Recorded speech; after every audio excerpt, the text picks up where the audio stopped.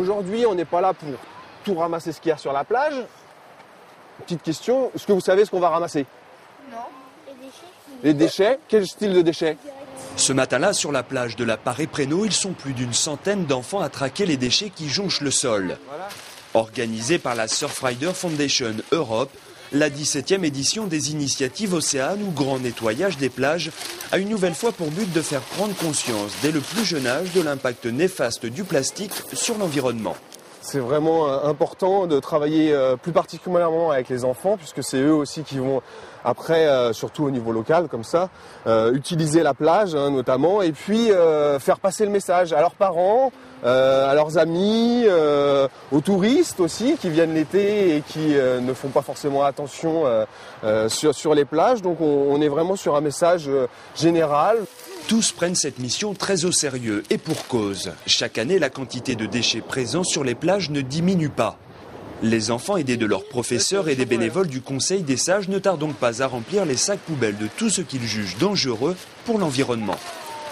Merci.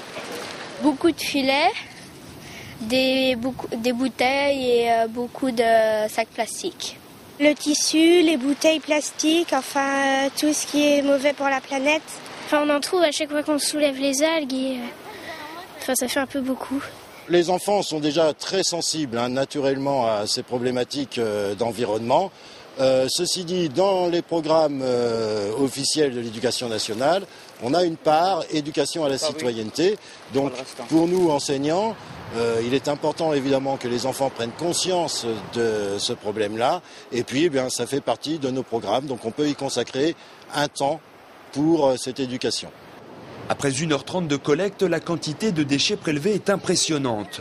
Des dizaines de kilos de détritus en tout genre finiront leur course dans les déchetteries. Une opération qui mobilise chaque année de plus en plus de volontaires.